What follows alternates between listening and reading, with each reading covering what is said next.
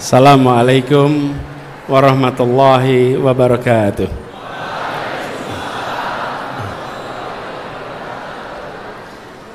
Alhamdulillah wa syukrulillah wala haula wala quwata illa billah. Allahumma sholli ala sayyidina Muhammad wa ala alihi wa ashabihi ajmain. Rabbi shrah li sadri wa yassir li amri wahlul 'uqdatan min lisani yafqahu qawli. Raditu billahi rabbah wa bil islami dinah wa bil Muhammadin nabiyya wa rasulah. Rabbi zidni ilman warzuqni fahmah. Amin. Amma ba'du. Hadirin jamaah salat tarawih rahimakumullah, wabil khusus Wakil Rektor Bidang Perencanaan Aset Bapak Arif Setiawan Budi Nugroho PhD, Ketua Takmir Masjid Kampus UGM Bapak Dr. Muhammad Yusuf, dan Wakil Ketua Takmir Insinyur Muhammad Agung Bramantyo PhD, serta Imam Besar Masjid Kampus UGM Dr. Muhammad Nur MAG, Bendahara 1 Takmir Bapak Taufikur Rahman, dan Dekan Fakultas Psikologi UGM Bapak Rahmat Hidayat PhD, beserta seluruh jajaran takmir, dan yang saya hormati, saya banggakan, seluruh mahasiswa Universitas Gadjah Mada.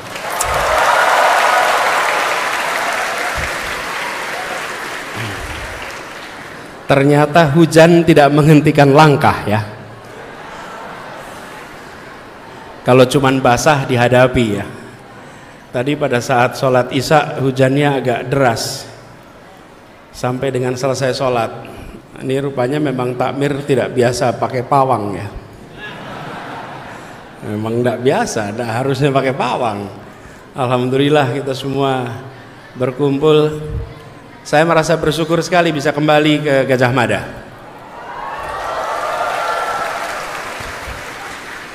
Ini bukan sekedar datang ke sebuah kampus, ini kembali ke kampung halaman. Ini kembali ke tempat dulu kita semua belajar di sini. Dan terakhir 2 tahun yang lalu. Tahun lalu memang tidak ada undangan. Udah tahu kenapa ya? Agak sensitif pada tahun lalu. Sekarang sensitifnya sudah hilang, dan alhamdulillah suasana di sini terang benderang. Siapa bilang gelap?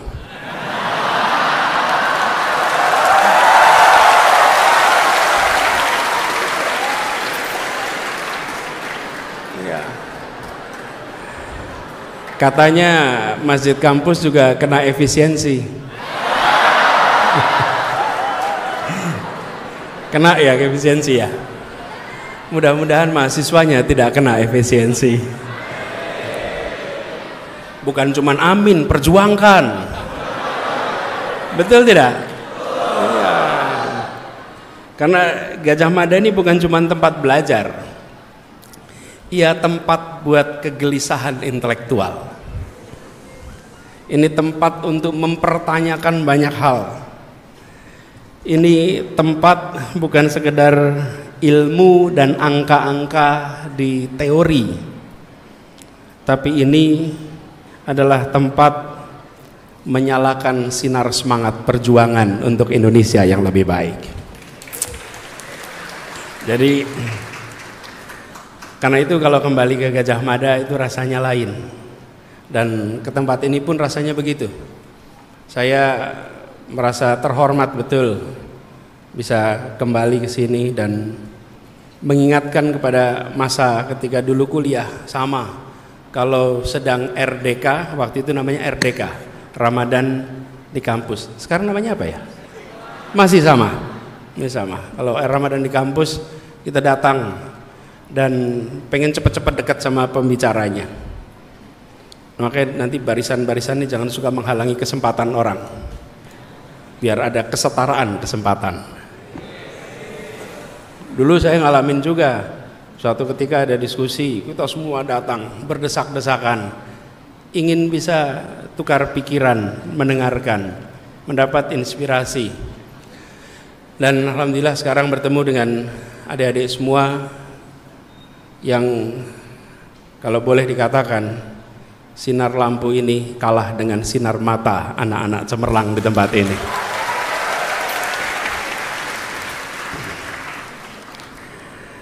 Teman-teman sekalian, saudara-saudara semua, saya datang ke sini dapat tugas berbicara soal infrastruktur pendidikan dan kualitas manusia di hadapan saudara-saudara semua yang hari ini dapat kesempatan kuliah di Jogja. Di Jogja ini adalah ekosistem pendidikan yang luar biasa. Karena begini, pendidikan itu bukan cuma kampusnya, tapi juga lingkungan sekitar kampusnya. Bukan hanya ruang kelasnya saja, tapi lingkungannya. Saya sering analogikan, bibit yang baik untuk tumbuh dengan baik, dia membutuhkan lahan tanah yang subur. Lahan tanah yang subur dan bibit yang baik untuk bisa tumbuh berkembang perlu iklim yang sehat, iklim yang kondusif. Itulah sebabnya bibitnya adalah sang mahasiswa, sang pelajar, lahannya adalah kampusnya, sekolahnya, dan iklim sekitarnya adalah kota lingkungannya. Alhamdulillah Anda berada di Jogja yang itu sebuah kombinasi yang luar biasa. Karena itu mudah-mudahan teman-teman semua yang di sini bibit-bibit yang bisa tumbuh berkembang menjadi pribadi-pribadi bermanfaat di kemudian hari. Nah, pertanyaannya yang diberikan kira-kira begini. Infrastruktur pendidikan dan kualitas manusia. Mungkinkah kita membangun manusia tanpa infrastruktur pendidikan? Jawabannya sederhana, tidak mungkin. Tapi ketika kita bicara tentang infrastruktur pendidikan, maka jangan hanya menganggap infrastruktur pendidikan itu soal gedung, soal kampus yang megah, yang kokoh. Ketika kita bicara tentang infrastruktur, kita bicara tentang ruang yang menumbuhkan pikiran, ruang yang memberikan kesempatan untuk mimpi-mimpi berkembang, tumbuh inspirasi.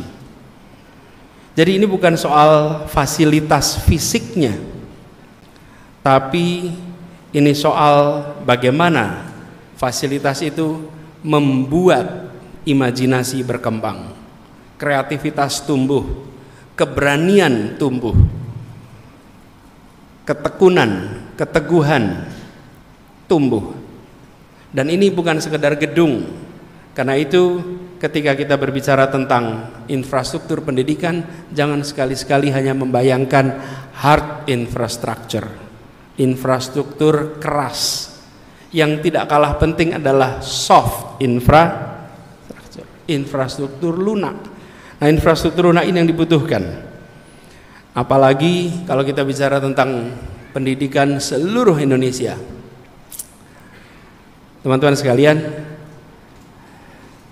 di Jogja dan di kota-kota besar lainnya, infrastruktur pendidikan relatif baik.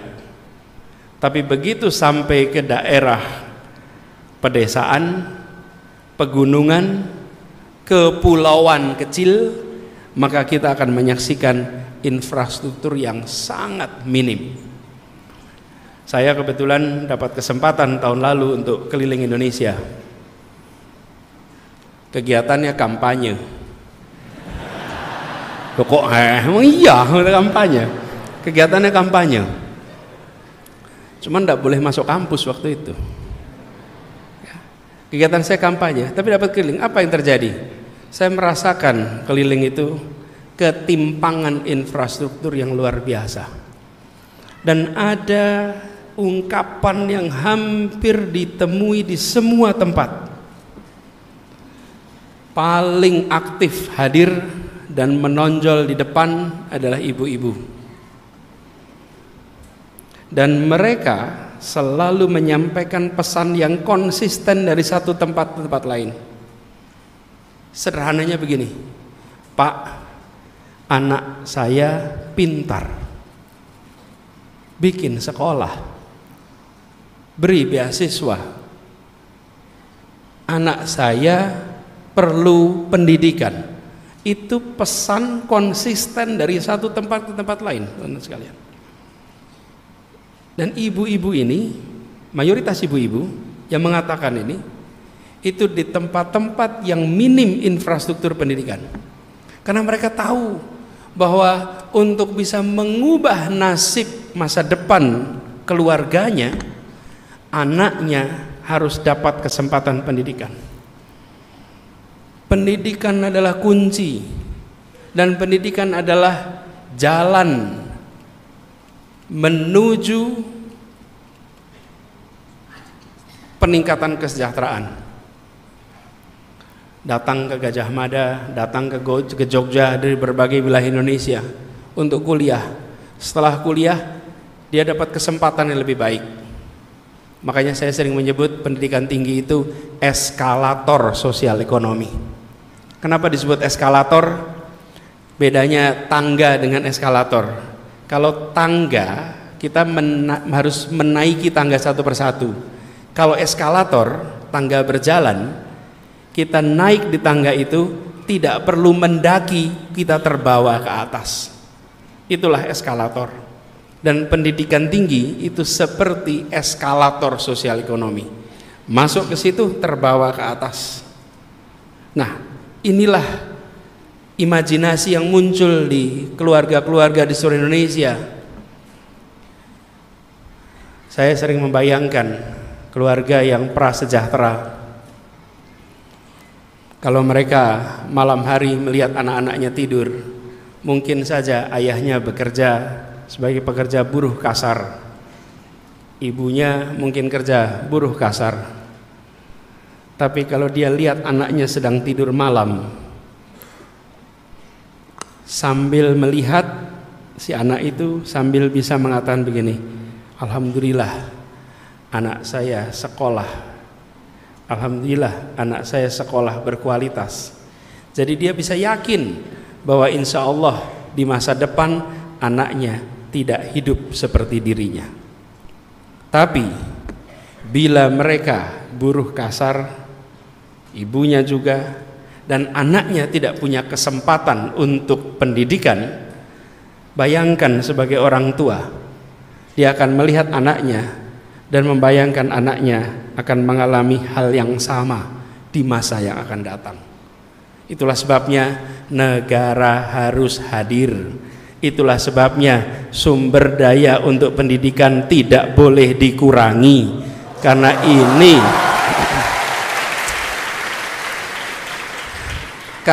ini adalah eskalator sosial ekonomi. Jangan sampai sebagian dari kita sudah mendapatkan manfaat eskalator itu naik ke atas.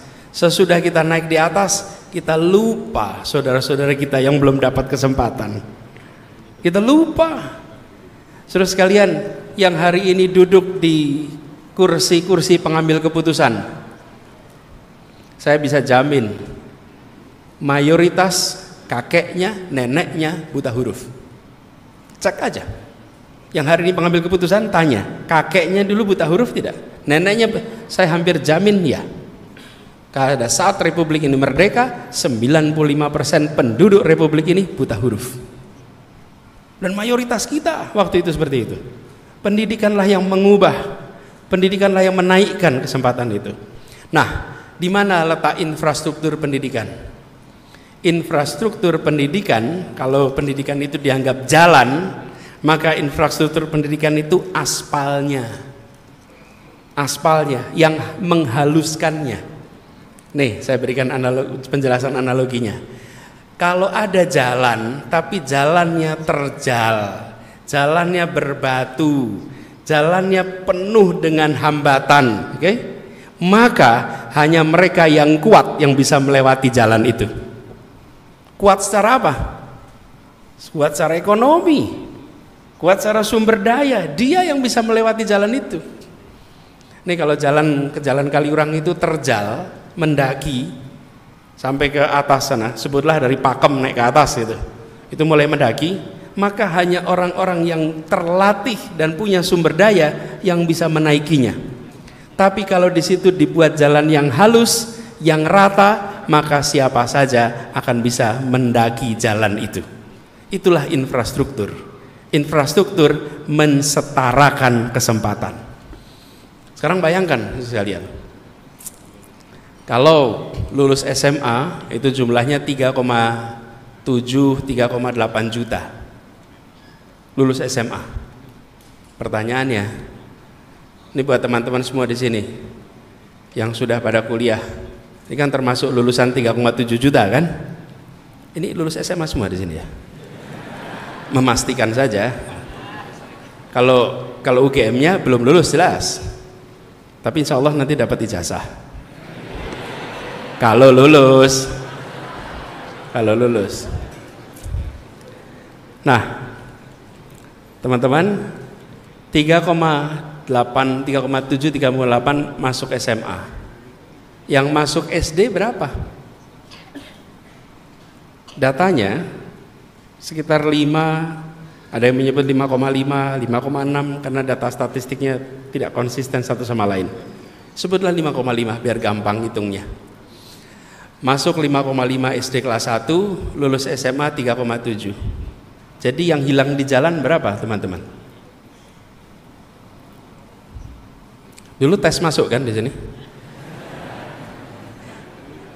Jadi kalau 5,5 kurangi 3,8 dah. Jadi berapa? 1,7. 1,7 juta pernah SD kelas 1, tidak pernah SMA kelas 3. Oke, per tahun. Kalau itu dibiarkan berjalan tiap tahun, maka dalam 10 tahun ada 17 juta anak-anak kita yang pernah SD, tidak pernah SMA. Ini dari yang SMA 3,8 tadi, yang lulus kuliah 1,8 juta. Jadi bentuknya seperti piramid, saudara-saudara sekalian. SD-nya banyak, SMP makin sedikit, SMA makin sedikit, kuliah makin sedikit. Nah, ini harus dibereskan dengan infrastruktur pendidikan dari yang bentuknya piramid dibuat tegak lurus. Jumlah bangku SD harus sama dengan bangku SMP. Bangku SMP harus sama dengan bangku SMA, SMK, sehingga setiap anak masuk kelas 1, orang tuanya yakin dia bisa selesai kelas 12. Ini yang dibutuhkan di negeri ini. Bila itu dikerjakan, maka insya Allah kualitas manusia kita akan bisa menjadi kualitas yang setara dan kompetitif dengan bangsa-bangsa lain di Republik ini. Kuncinya di situ, teman-teman sekalian. Nah, inilah tantangan yang kita miliki, dan itu semua membutuhkan keseriusan. Tidak bisa dikerjakan sendirian. Untuk ini bisa dikerjakan, harus ada kemauan melihat pendidikan sebagai investasi. Pengeluaran untuk pendidikan jangan dipandang sebagai biaya. Kalau dipandang sebagai biaya, maka dia mudah dipotong, mudah dikurangi, karena pengurangan biaya. Kalau investasi, sesuatu yang dikeluarkan yang nanti akan memberikan hasil. Jadi kalau kita ngurangin investasi, ya besok juga hasilnya akan berkurang. Karena itu pandang ini sebagai investasi. Dalam situasi apapun, kualitas manusia harus nomor 1 di dalam alokasi pembiayaan di Republik ini. Karena masa depan kita ditentukan itu. Nah, tapi pendidikan itu panjang. prosesnya panjang. Dalam politik seringkali pengambil keputusan inginnya membuat hal yang bisa difoto untuk pemilu berikutnya. Iya, inginnya dikerjakan cepat, sesegera mungkin, segera peletakan pertama, segera peresmian, supaya pada saat siklus pemilu berikutnya bisa ditunjukkan hasilnya. Dan itu memang boleh-boleh saja, tidak ada yang salah dengan itu. Kan memang kebijakan mau ditunjukkan pada publik, bukan? Tapi untuk urusan pembangunan manusia, waktunya tidak bisa 5 tahunan. Tidak bisa. Kalau ekonomi, infrastruktur bisa. Bikin jembatan 1 tahun selesai, bikin gedung 1,5 tahun selesai, gelanggang mahasiswa itu cepat selesai, pangling soalnya gitu. Gelap juga ya di situ.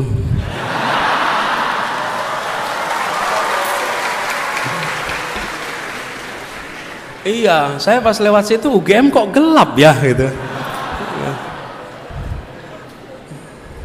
Awas loh kalau jadi hashtag UGM gelap gitu, nanti masalah. Iya. Padahal dulu di sini tuh cerah-cerah semuanya. Dulu warnanya oranye, bata. Dulu. Nah, membangun itu cepat. Membangun bandara cepat. Yang agak lama itu bangun ibu kota. Itu agak lama ini.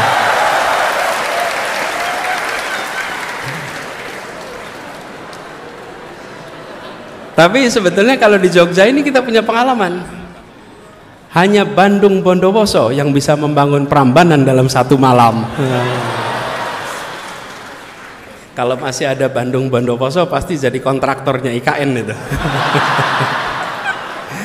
Selesai dalam 1 tahun ya, semalam ya.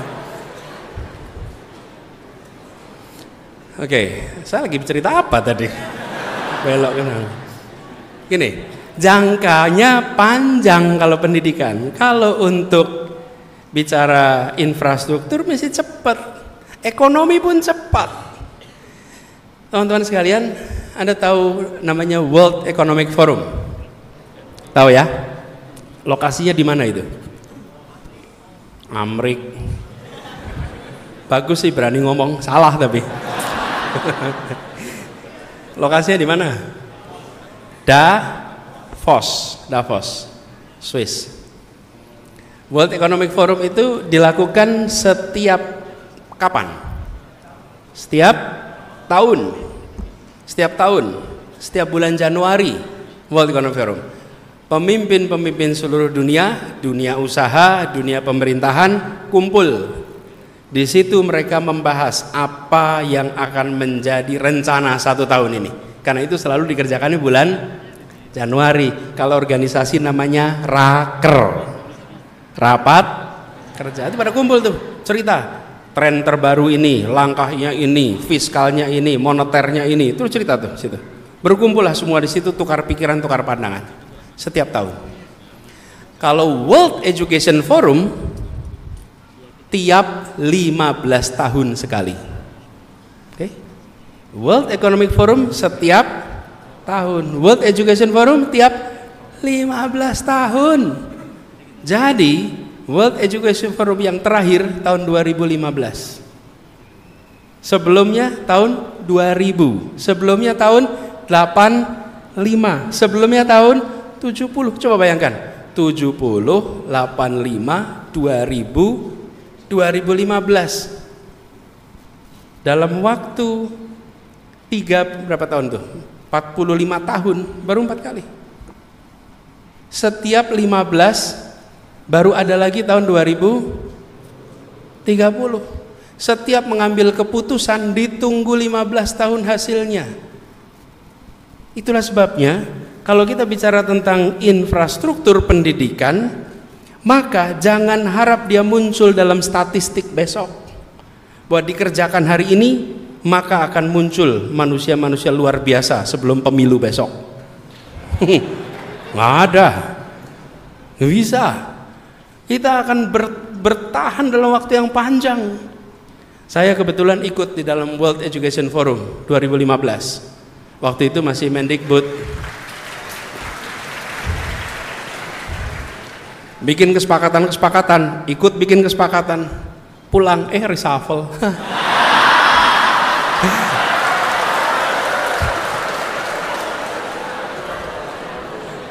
Untung reshuffle. Iya. Pas jadi salah satu kesepakatan terpentingnya, teman-teman, salah satu kesepakatan terpenting adalah PAUD universal. Setiap anak minimal dapat 1 tahun pendidikan pra-SD. Itu salah satu kesepakatan, dan Indonesia termasuk yang tanda tangan. Menterinya Anies Baswedan. Iya. Jadi waktu itu saya dorong tuh PAUD untuk didorong di mana-mana. Bagian dari komitmen kita untuk mengubah dunia, bahwa seluruh dunia akan ketemu lagi 2030, lapor. Tiap negara lapor tuh nanti. Berapa capaiannya? Harusnya udah universal. Nah, karena pindah posisi, jadi saya kerjakannya di Jakarta. Dan di Jakarta sekarang alhamdulillah 1 anak dapat kesempatan 1 tahun untuk PAUD sebelum masuk SD. Digenjot tuh PAUD. Karena pendidikan PAUD ini yang paling penting, saudara-saudara sekalian. Jadi kalau bicara infrastruktur pendidikan, tadi saya ceritakan, ini perlu ditegakkan. Betul ya, piramidnya tuh tegak. Jangan lupa sebelumnya ada pendidikan PAUD. Dan PAUD ini itu pendidikan yang terpenting. Pendidikan pra-SD itu pendidikan yang terpenting. Walaupun sekarang sudah masuk fakultas dan jurusan yang sangat susah seleksinya, lebih penting pendidikan PAUD-nya. Beberapa hari yang lalu saya menghadiri acara peresmian Masjid A'agim. Pas peresmian itu A'agim, kita ada semacam ngobrol lah. Dan A'agim bilang begini, Pak Anies, pendidikan itu penting sekali. Tapi kenapa udah pendidikan sampai tinggi-tinggi masih korup?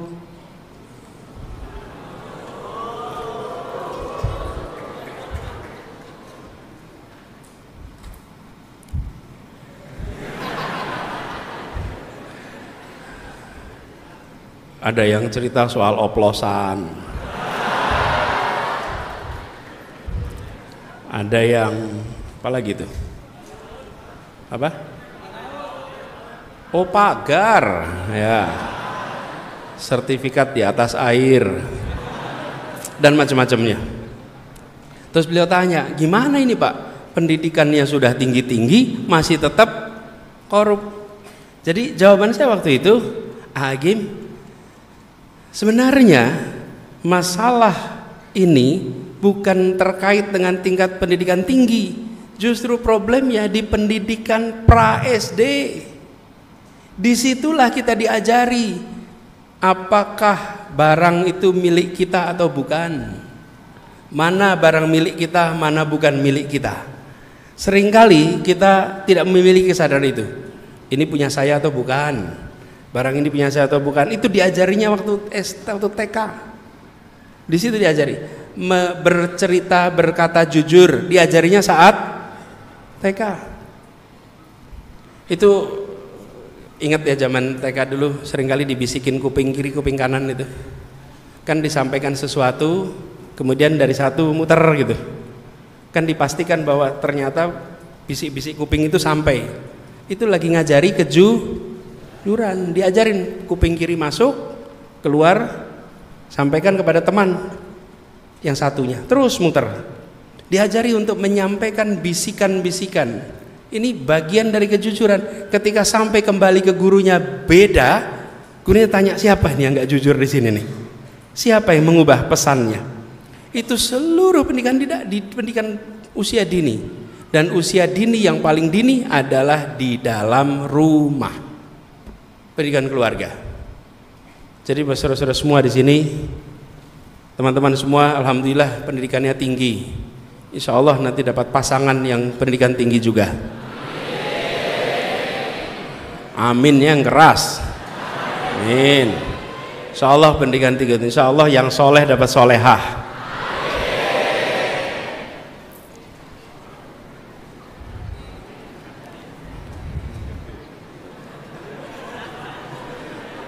Mau nggak ini yang mahasiswi ini? Mau nggak dapat mahasiswa yang pinter?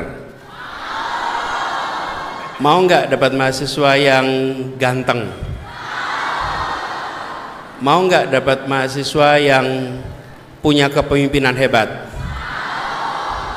tapi tidak soleh? Nah, saudara perhatikan itu. Aspirasinya, walaupun pinter, walaupun ini, begitu pertanyaan terakhir, mau nggak kalau nggak soleh? Nggak mau. Jadi saudara-saudara semua bersiaplah jadi mahasiswa yang soleh. Pinternya udah dapat, insya Allah soleh. Nah, poin ini sekalian, pendidikan dalam rumah ini pendidikan yang kunci. Pendidikan kunci di dalam rumah, ibu bapak. Pendidik terpenting yang paling tidak tersiapkan namanya orang tua. Itu pendidik terpenting yang paling tidak tersiapkan. Karena itu saudara-saudara sekalian di sini, saya berharap saudara-saudara nantinya bisa menyiapkan diri untuk menjadi orang tua pendidik yang baik. Nah, meneruskan soal infrastruktur tadi, kita harus membangun lebih banyak PAUD TK di seluruh Indonesia.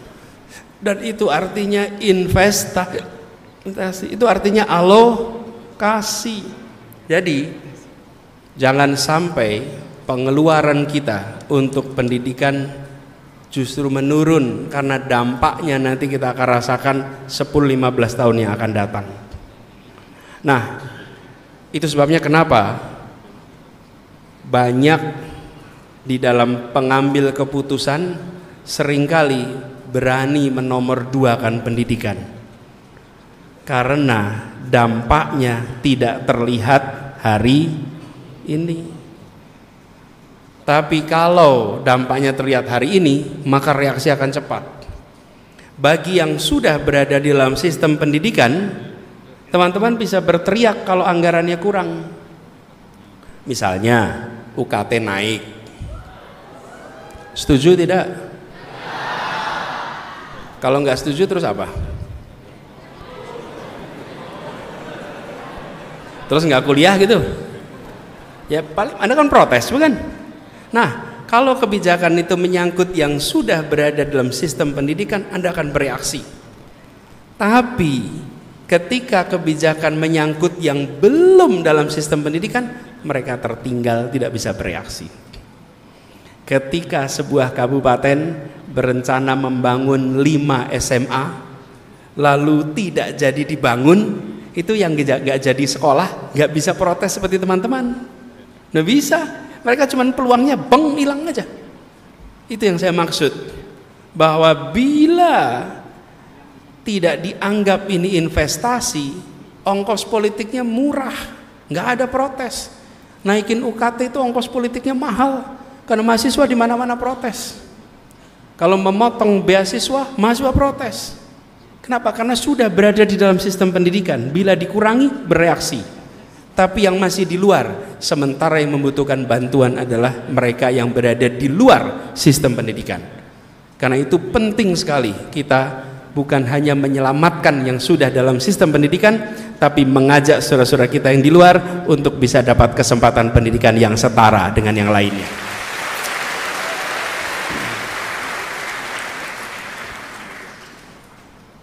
Jadi saudara-saudara sekalian, kita berharap mudah-mudahan dalam jangka pendek ini tidak ada pengurangan, dan harapannya justru ada penambahan untuk investasi yang bentuknya jangka panjang.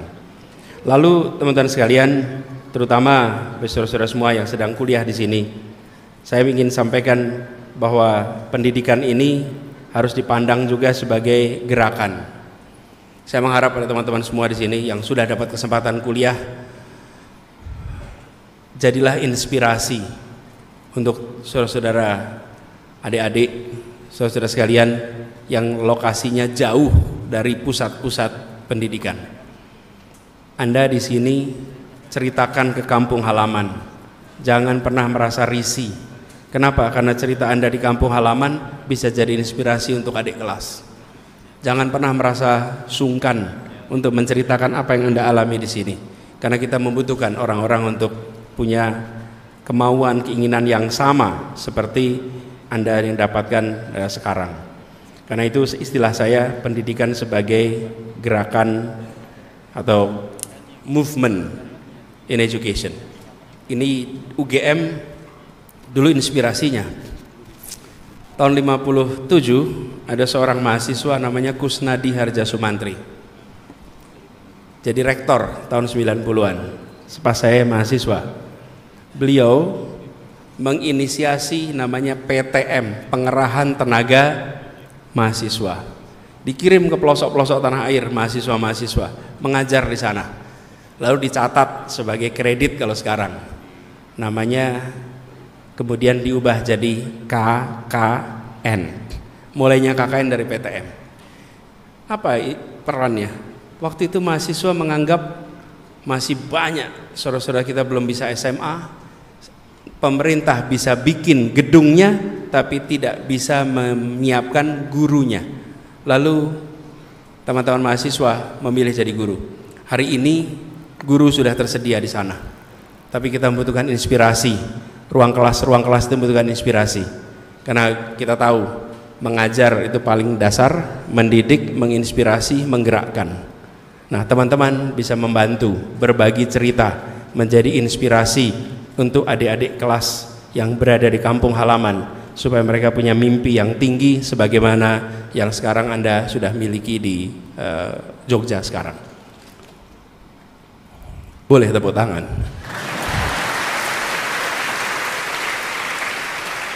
Iya, jangan suka ragu-ragu tepuk tangan. Dan teman-teman sekalian, ini upaya kita mendorong supaya lebih banyak lagi yang mengikuti rute yang kita miliki. Jangan sampai kita justru begini, saya kepengen jadi satu-satunya orang di kampung saya selamanya. Itu namanya menghambat. Dan kadang-kadang kita punya perilaku menghambat. Saya sering saksikan itu kalau di acara-acara penuh keramaian. Kalau lagi rame, sering banyak minta foto, teman-teman. Pak, foto pak, itu desek-desekan foto. Selfie foto. Dan kalau udah desek-desekan foto, kira-kira beberapa waktu nanti akan ada yang bilang, udah cukup, Pak Anies capek. Yang ngomong yang udah selfie. Kita itu sering punya begitu. Kalau kita udah dapat, kita nggak mikirin yang lain. Yang penting saya udah selfie. Habis itu Pak Anies capek, Pak Loh. Sayanya nggak pernah ditanya. Siapa bilang saya capek? Dan kalau udah selfie gitu, kadang-kadang saya sering ambil HP-nya karena tidak semua orang tahu bagaimana meletakkan posisinya. Udah di sini saya ambil aja sering. Nah, sering kali saya ambil, saya pasang begitu. Begitu pencet 10 detik. Masya Allah. Masalah baru lagi itu. Menunggu 10 detik.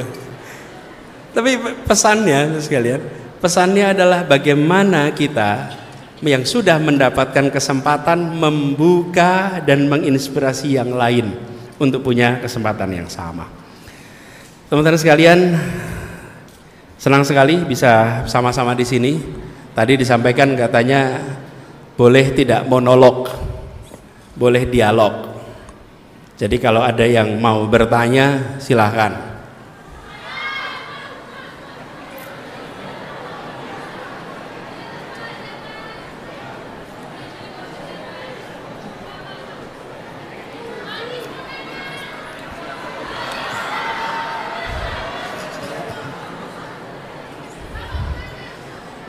Ini masalah ini. Masalah ini. Gini. Jadi Ibu mau nanya. Oh, adik boleh. Gini. Kalau di atas ada mikrofonnya? Ada, aman. Bawah juga aman. Oke. Kalau gitu boleh tuh yang baju hitam kacamata ngacung-ngacung terus begitu. Oh, hitam juga Anda ya? Oh, ya ya. Ya, gak apa-apa lah. GR tidak dilarang. Gak apa-apa. Ya, tenang. Yang satunya tadi yang sudah merasa itu boleh mendekat aja, biar nanti ngantar mikrofonnya gampang. Lalu ya adik di sini nih, sama yang pegang apa? Ya, itu HP atau kitab itu? Ya, bentar. Yuk silakan. Cek. Assalamualaikum warahmatullahi wabarakatuh, Pak Anies. Salam. Perkenalkan, nama saya Arif, saya mahasiswa kedokteran.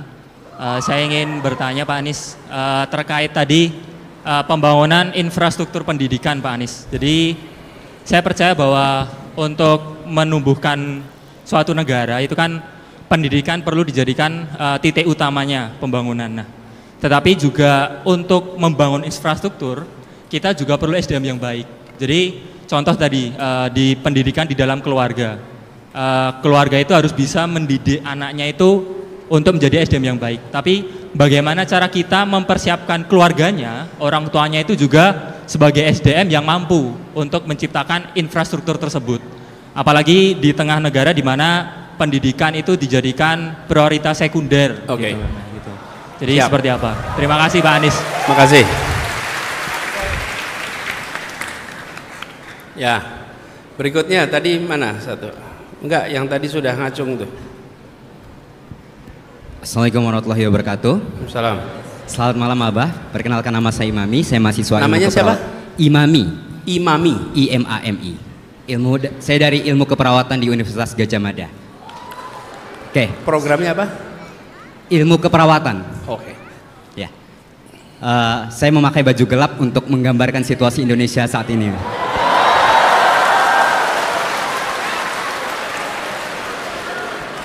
Pada acara Desak Anies Yogyakarta tahun lalu, saya pernah menuliskan surat yang saya berikan langsung kepada Bapak. Saya tidak tahu Bapak masih ingat atau tidak. Isi suratnya seperti ini. Jika Bapak terpilih menjadi presiden, saya mohon sekali untuk Bapak bisa menghapus pembulian yang ada di dunia ini, yang ada di Indonesia. Namun untuk sekarang saya cukup bingung mengapa BPP pendidikan masuk ke prioritas pendukung dan juga BPP makanan bergizi gratis masuk prioritas utama.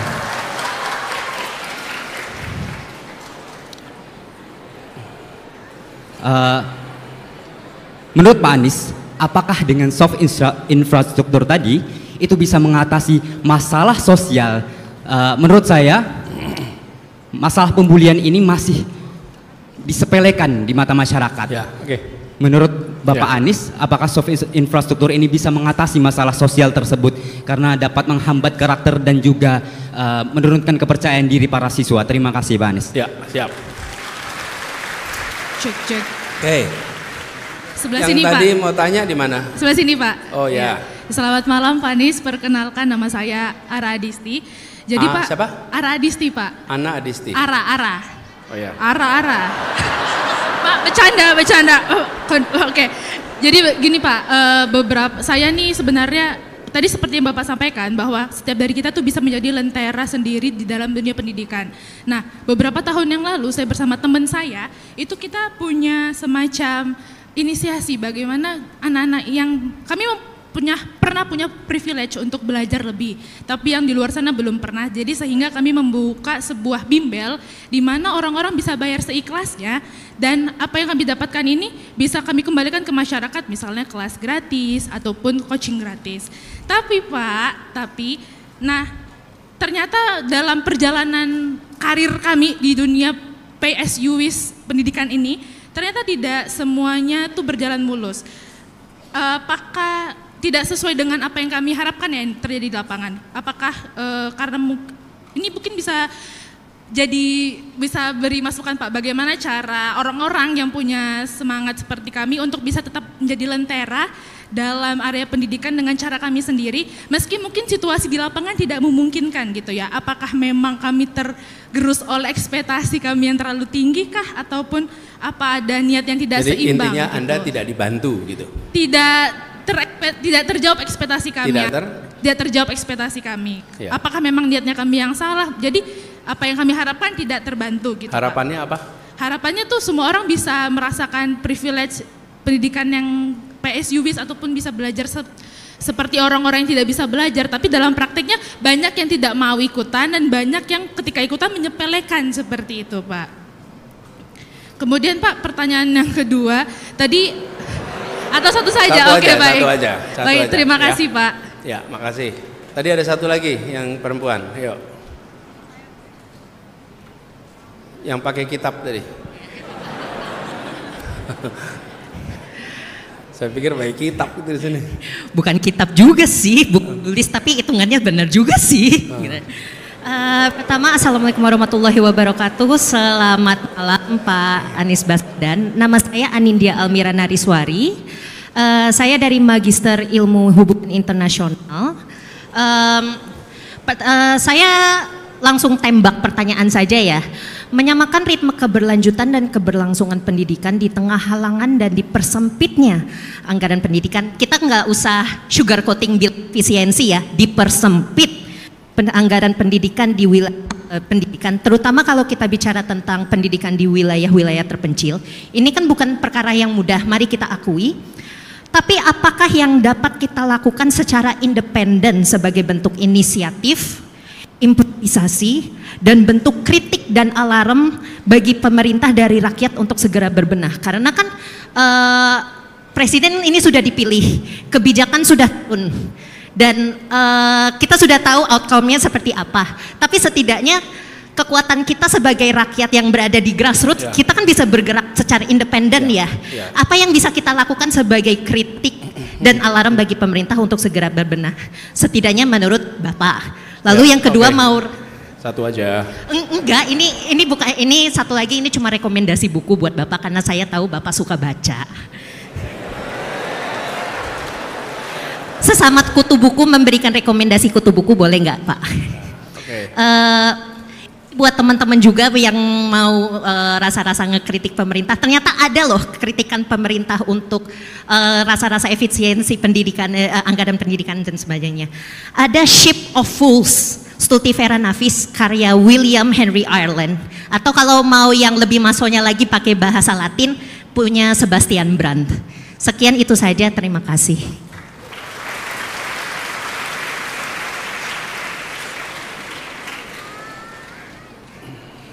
Namanya sekali lagi siapa Mbak? Anindya Almira Nariswari. Anindya. Oke, makasih. Kelihatannya baru dari sini, dari situ. Dari sini ada nggak nih? Oke, Anda boleh.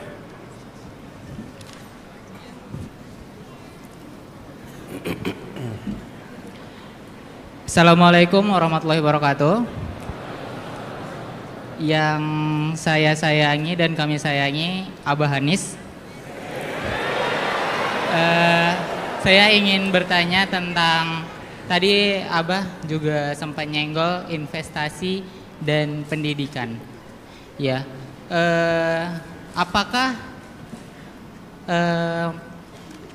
MBKM yang dicetuskan oleh pemerintah yang sekarang ini salah satu bentuk investasi terbaik untuk masa depan pendidikan di Indonesia ini? Karena tadi Abah juga bilang enggak, investasi pendidikan itu enggak sebentar ya Abah. Dan apakah MBKM ini makan bergizi gratis ini salah satu investasi? Maaf ya teman-teman, grogi nih. MBG ya, maaf ya.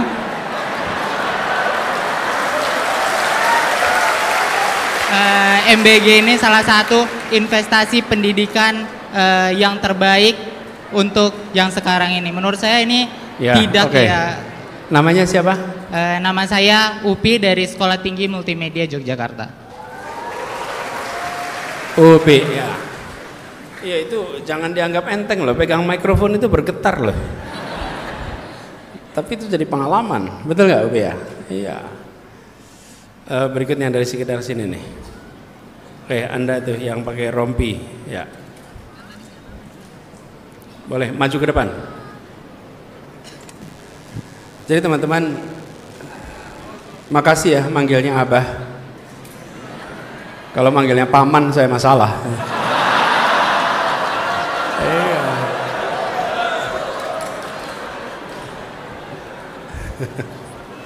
Assalamualaikum warahmatullahi wabarakatuh. Waalaikumsalam. Kebetulan saya bukan mahasiswa, belum. Nama saya Muhammad Denis Anggoro, dipanggil Danis. Saya dari SMA Negeri 1 Kalasan.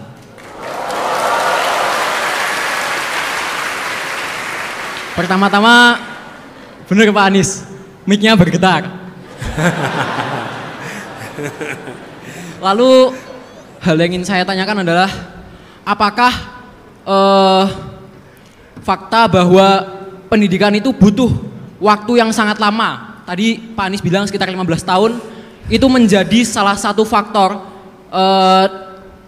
di mana pemerintah sekarang itu berlaku seperti ini, kebijakannya yang dilakukan seperti ini. Jadi apakah itu adalah menurut Pak Anies, oh ini hasil dari pendidikan 15-20 tahun lalu yang mungkin belum memadai, begitu Pak Anies? Terima kasih, wassalamualaikum warahmatullahi wabarakatuh. Denis, kamu kelas berapa? Kelas 11.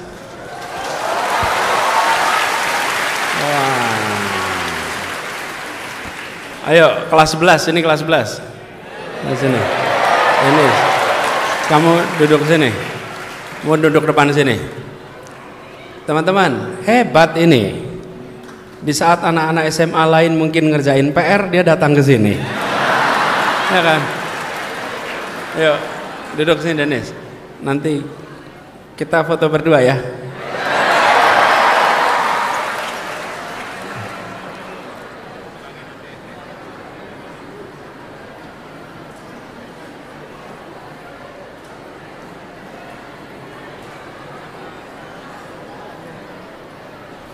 Ya, ya, teman-teman sekalian, ini udah banyak nih pertanyaannya nih, Bung Arif. Bagaimana mempersiapkan keluarga yang nanti siap mendidik ya, kira-kira begitu. Ini dari Fakultas Kedokteran. Ya, Anda cari jodoh yang tepat. Anda cari istri yang mau sama-sama mendidik. Jadi pilihlah pasangan yang memiliki kesadaran soal pendidikan. Karena kalau pasangan pendidikan, maka di dalam rumah itu akan ada fokus soal pendidikan. Dan pendidikan ini kunci. Ibu di rumah itu penting sekali. Ibu, kemudian jadi Bung Arif ya, Bung Arif, Anda walaupun punya visi macam-macam, tapi kalau di rumah tidak ada pasangan yang bisa mengeksekusi, itu sangat berat. Jadi mumpung di kampus, Anda mulailah. Ini nasihat serius ini, mulailah untuk mencari pasangan yang kira-kira peduli dengan pendidikan.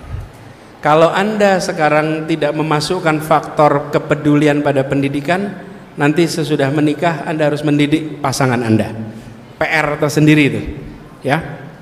Sesudah itu, teman-teman, banyak sekali buku soal ini.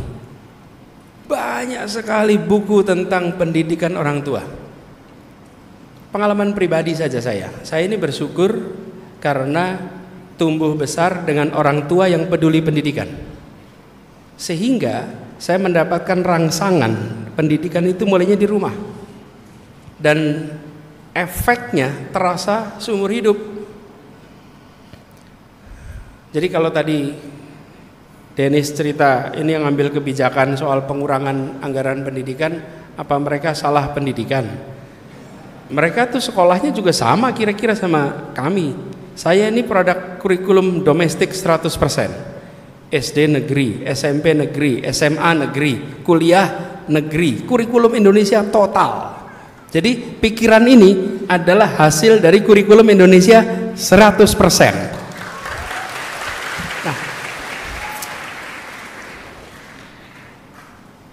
Tapi mulainya di mana? Di rumah. Oke, kemudian kedua, imami. Pak Anies jika terpilih hapuskan pembulian. Yang terpilih yang lain, Mas. Iya. Tapi saya ingat pesan dia. Pembulian ini adalah masalah serius. Tapi seringkali pembulian itu dikerjakan pendekatannya dua ekstrim. Kalau imami pasti memperhatikan. Ekstrim pertama, dia dianggap sebagai persoalan kriminal sehingga diserahkan ke polisi. Ini satu ekstrim. Ekstrim yang kedua, dia didiamkan dan diharapkan selesai dengan sendirinya. Ini dua ekstrim nih. Sudah saatnya pembulian dianggap sebagai masalah dalam pendidikan.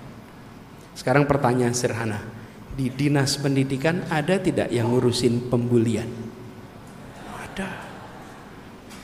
Kurikulum ada, ekstrakurikuler ada. Di dalam sekolah ada tidak yang bertanggung jawab untuk urusan pembulian? Harusnya ada. Itu semua ada peraturannya. Permendikbud nomornya nomor 80 sekian tahun 2016 ditandatangani oleh Mendikbud namanya Anies Baswedan. Boleh dong saya cerita. Itu ada membentuk gugus tugas pencegahan kekerasan dalam sekolah. Di tiap sekolah dibentuk gugus tugas. Lalu diumumkan di papan siapa nama-nama orang-orang gugus tugasnya. Nomor teleponnya ada. Sehingga kalau ada pembulian, korbannya pun tahu kemana harus lapor. Dan ingat-ingat, korban pembulian itu dua, yang menjadi sasaran pembulian dan pelaku pembulian. Dua-duanya adalah korban yang harus mendapatkan treatment intervensi. Nah, jadi saya setuju sekali, ini persoalan penting yang terlewatkan. Mudah-mudahan jadi perhatian. Bila nanti ada kegiatan lagi, insya Allah nanti dimasukkan ya dalam agenda. Dan Bung Imami terima kasih sudah memperhatikan ini. Yang di sini pernah nggak ada jadi korban pembulian? Nah, gimana rasanya? Sakit gitu. Iya, sakit. Oke, Ana, soal tidak dapat ekspektasi, jangan pernah berhenti. Kita punya harapan atas yang dikerjakan negara, diharapkan dengan lembaga lain. Itu biarkan harapan itu ada, tapi jangan sikap mereka mempengaruhi ikhtiar kita untuk memajukan pendidikan. Dan begini, saya sering pesankan pada teman-teman, kami membuat namanya Gerakan Indonesia Mengajar, mengirim guru ke pelosok tanah air. Itu kalau guru-guru mau berangkat, saya selalu pesankan begini, bila nanti sudah berada di pelosok tanah air dan ada orang di sana yang bilang kepada Anda, terima kasih Mas, terima kasih Mbak sudah mau datang jadi guru di desa kami, padahal pemerintah belum kirim guru, maka saya bilang jawabannya harus sama. Saya datang mewakili negara, saya datang mewakili pemerintah. Di ujung sana, di tempat yang miskin fasilitas, tidak usah menjelekkan siapapun. Nanti kalau sudah balik ke Jakarta, baru kritik itu pemerintah. Baru bilang sama pemerintah, ini masalah Pak, di sana nggak ada guru, nggak ada perhatian. Di depan pemerintah ngomong begitu, tapi di depan rakyat bilang, saya datang mewakili negara. Padahal bukan dikirim negara juga, tapi menunjukkan apa? Nih, saya ambil tanggung jawab. Nah, saya berharap teman-teman yang bergerak di dunia pendidikan jangan pernah putus harapan. walaupun harapan belum terpenuhi, insya Allah kemajuan di bidang pendidikan bisa dikerjakan lewat gerakan-gerakan di luar itu. Anindya, apa yang bisa dikerjakan? Banyak sekali kegiatan yang bisa dikerjakan. Jadi justru saya merasa peluang untuk melakukan terobosan, teman-teman, inspirasi untuk membuat kegiatan itu dari mulai tadi cerita bimbel sampai bikin pendidikan di sekitar kampung, luar biasa banyak. Jadi menurut saya ruang itu terbuka luas. Bahkan Anda bisa ngobrol dengan AI untuk sampaikan, saya berada di wilayah ini, penduduknya sekian, pendidikannya sekian, ajak debat AI itu. AI jangan dianggap sebagai semua yang dikatakan benar, tapi Anda jadikan itu sebagai sparring partner. Anda bertanya, Anda sanggah, karena Anda akan ketemu partner dengan ceritakan kondisi yang sedang Anda mau kerjakan. Gitu ya teman-teman. Lalu Upi, anak Abah, soal MBG, sebaiknya saya jangan komentar ya soal ini. Kan udah jelas pemenangnya siapa kan. Jadi yang penting program ini terlaksana dengan tanpa ada masalah. Kita doakan lancar. Cuman pendidikan itu bukan soal makan, betul tidak? Ya. Tapi bahwa kalau sudah direncanakan memberi makan, ya diberikan. Tapi isi pendidikannya jangan kelewat, karena isi pendidikannya justru penting. Dan saya melihat kita perlu untuk memastikan jangan sampai kita salah fokus, bahwa memajukan pendidikan bukan sekedar soal kesehatan dan gizi anak, tapi soal proses belajar mengajar di kelas. Nah, ini kemudian Dennis yang SMA tadi. Saya dulu pernah merasakan seperti Dennis. Saya SMA-nya SMA 2. Seringkali kalau di Gajah Mada ada seminar, saya absen ikut seminar, ikut diskusi di Wisma Kagama. Dan di seminar diskusi itu nggak seperti ceramah taraweh. Kalau ceramah taraweh malam, nggak ada ceramah taraweh siang. Efeknya apa? Dia datang nggak pakai seragam. Dulu saya kalau ikut seminar pakai seragam karena pulang dari sekolah. Tapi saya merasakan proses pembelajaran yang luar biasa. Mudah-mudahan ada banyak anak SMA yang ikut hadir seperti Dennis di tempat ini. Nah, tadi pertanyaan soal apakah yang mengambil keputusan adalah produk pendidikan yang keliru. Sebenarnya bukan soal keliru dan tidak, ini soal paradigma yang dipegang. Saya ingin garis bawahi teman-teman, bahwa ketika kita memikirkan kemajuan sebuah bangsa, maka kita memikirkan kemajuan manusianya. Nah, ini harus kita jadikan fokus, manusianya. Dan manusia itu artinya kesehatan dan pendidikan, dua itu. Karena itu kemudian kita harus alokasikan sumber daya yang cukup. Dan teman-teman, semua bangsa yang hebat adalah bangsa yang fokus pada investasi pendidikan. Nah, proses politik kita seringkali tidak memberikan reward kepada yang berpandangan begini. Karena seringkali kita menuntut segera ada hasil yang bisa difoto. Kalau segera hasil bisa difoto, ya memang kalah ini. Kalah. Karena itulah kita berharap mudah-mudahan makin banyak pemilih kritis, makin banyak pemilih yang rasional, yang membandingkan isinya. Karena kalau tidak, kita akan selalu berhadapan dengan situasi seperti sekarang ini. Nah, saya yakin teman-teman di sini melihat pemilu juga dengan sikap yang kritis, pilpres dengan yang kritis. Jadi bersiap-siap untuk yang berikutnya.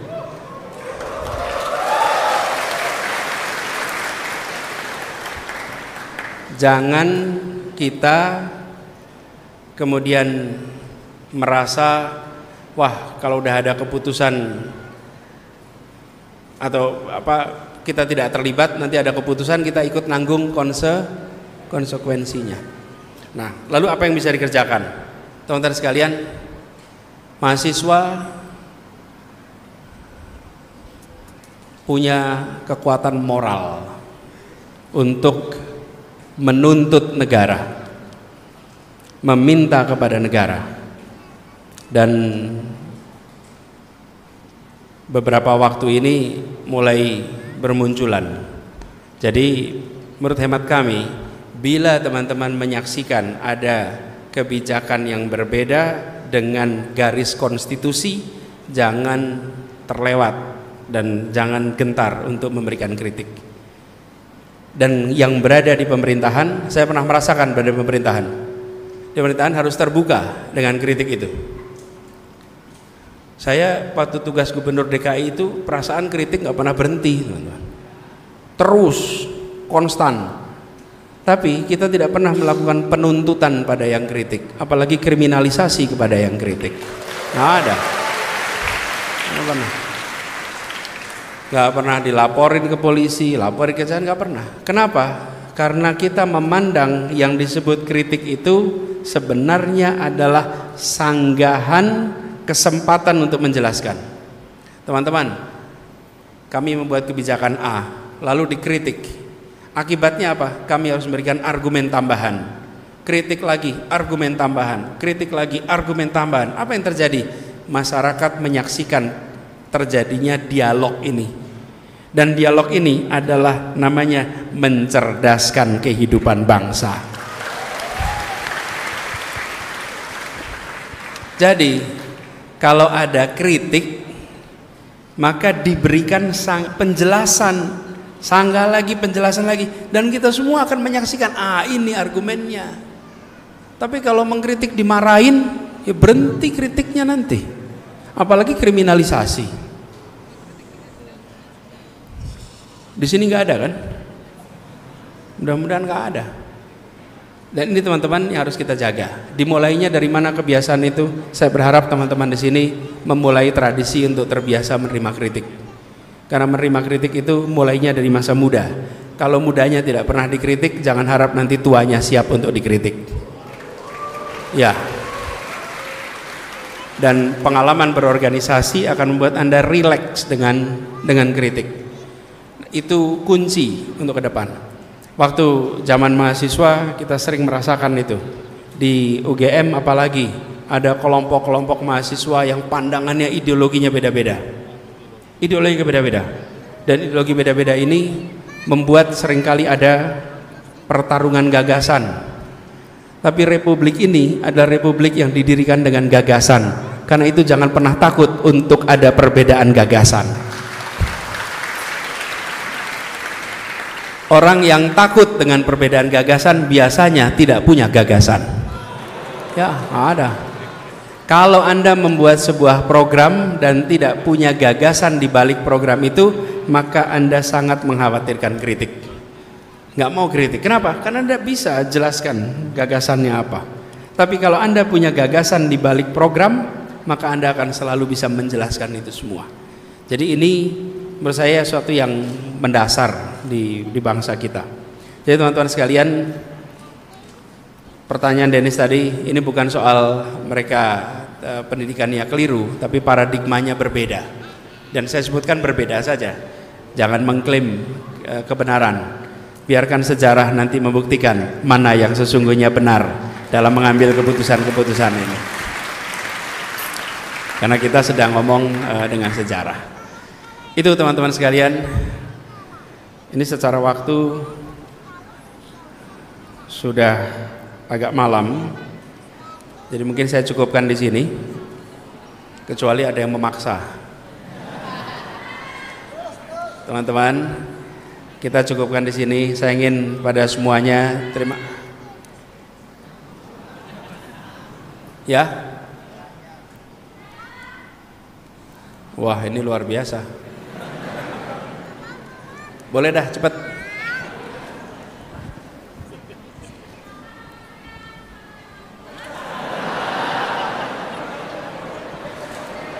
Itu nyali itu. Nyali itu. Yuk.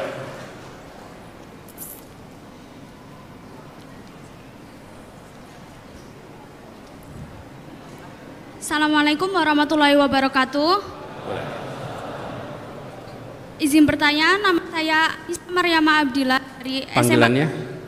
Maryam dari SMA Negeri 1 Kota Magelang.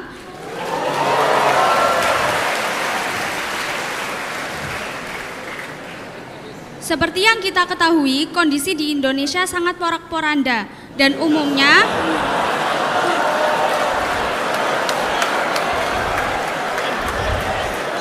terima kasih. Yang mahasiswa kalah sama SMA. Dan umumnya sumber masalah ini berasal dari bagian pemerintahan.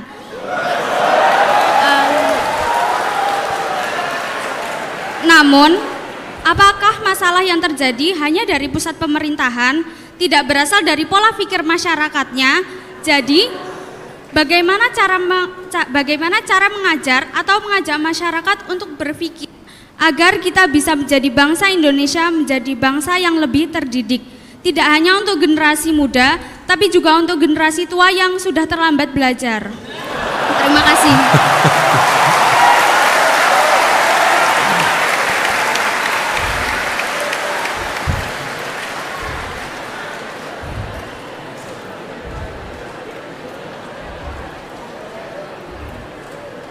Oke.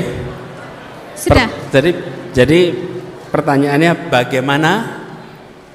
Bagaimana cara mengajar atau mengajak masyarakat untuk berpikir agar kita menjadi bangsa Indonesia yang memiliki ya. Wah, top betul Anda ini. Oke, makasih Maryam. Kelas berapa Maryam? Kelas 10. Kelas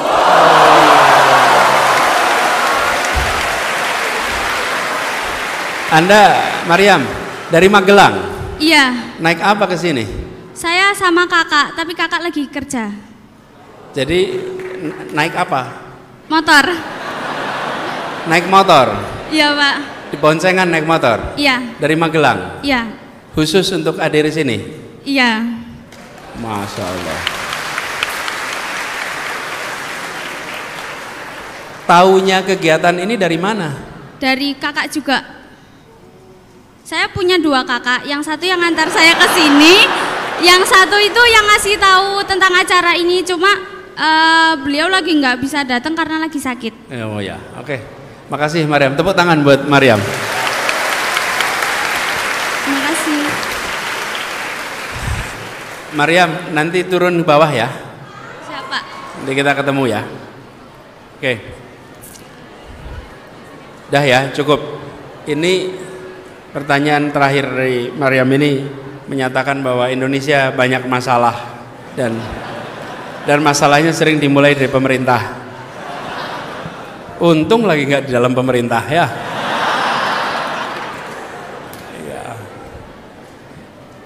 Kalau dulu ketika masih dalam pemerintah, setiap kali ada pertanyaan tentang pemerintah kan kita harus menjelaskan, bukan? Kalau sekarang ya menjelaskan juga tapi tanpa beban gitu. Nah, pertanyaannya bagaimana mengajak? Begini teman-teman sekalian, kita jalan saja dengan rencana. Maryam punya rencana, kita semua punya rencana. Rencana kita untuk hidup lebih baik di tingkat individu, kalau diakumulasi dia akan membuat bangsa kita lebih baik. Jadi, walaupun di pemerintahan ada masalah A, B, C, D, F, G, pastikan kegiatan Anda masing-masing adalah kegiatan yang baik, kegiatan yang produktif, kegiatan berikan manfaat, karena itu membuat akumulasi kebaikan. Jadi pesan saya itu. Nah, nanti kalau ada pemilu lagi, pilih yang benar. Ya, untuk ini bukan pilpres aja, DPRD.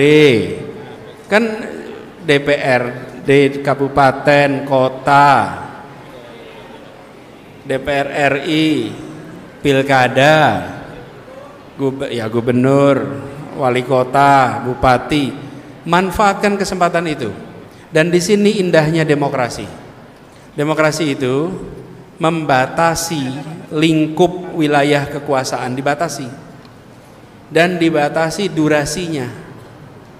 1 periode maksimal 2 periode, itu dibatasi. Dan ini diikat dengan konstitusi, inilah demokrasi. Sehingga ketika rakyat salah pilih, ya 1 periode. Sesudah itu bisa dikoreksi. Itulah indahnya demokrasi. Karena itulah penting bagi kita untuk rasional. Jadi buat Maryam, untuk masyarakat, Anda ajak kegiatan kebaikan. Tapi untuk pemerintahan, kalau Anda melihat di kabupaten, di kota, di provinsi tidak berjalan baik tingkat nasional, pastikan jangan dipilih lagi pada pemilu berikutnya. Ya. Dan itulah demokrasi. Tapi bila berjalan dengan baik, maka pilih pada pemilu berikutnya supaya demokrasi berjalan baik. Cuman akhir-akhir ini ada yang mau ikut demokrasi nggak boleh ikut. Nah, itu tanda-tanda matinya demokrasi. Ini karena di kampus saya tambahin ya. Tambahin. Apa tanda-tanda demokrasi? Satu, adanya oposisi. 2, adanya pembagian kekuasaan. 3, adanya kebebasan berbicara. Itu ciri demokrasi. Kalau oposisi ditiadakan, maka demokrasi melemah. Kalau legislatif, yudikatif jadi mengalami eksekutifisasi, nah itu demokrasi lemah. Bila kebebasan berbicara ditahan, maka demokrasi akan lemah. Nah, mahasiswa punya tugas menjaga 3 ini supaya tetap hidup.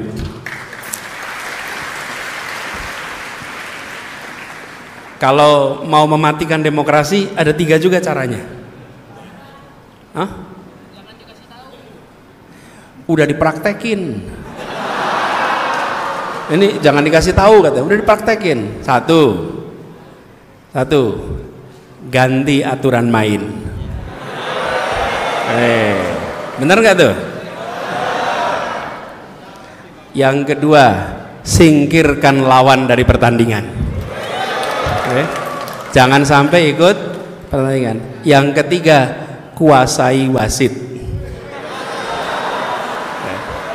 Nih, jadi kalau mematikan demokrasi 3 itu, diingat-ingat ya.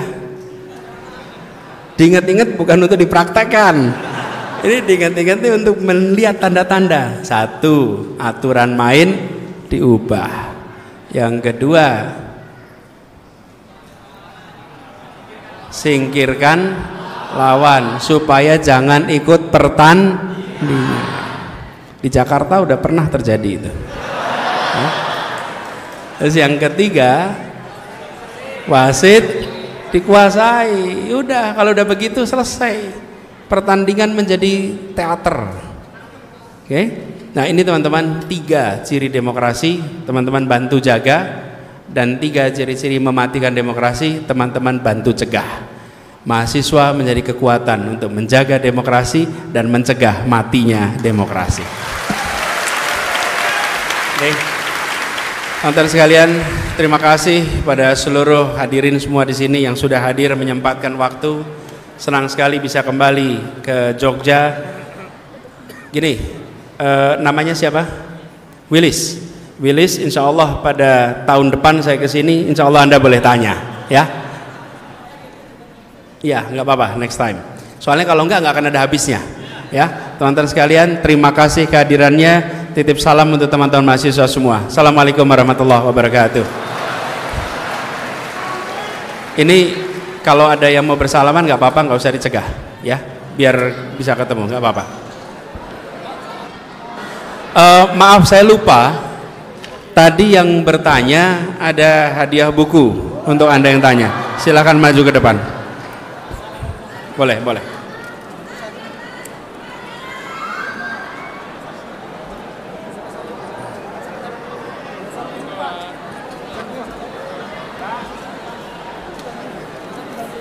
Siap.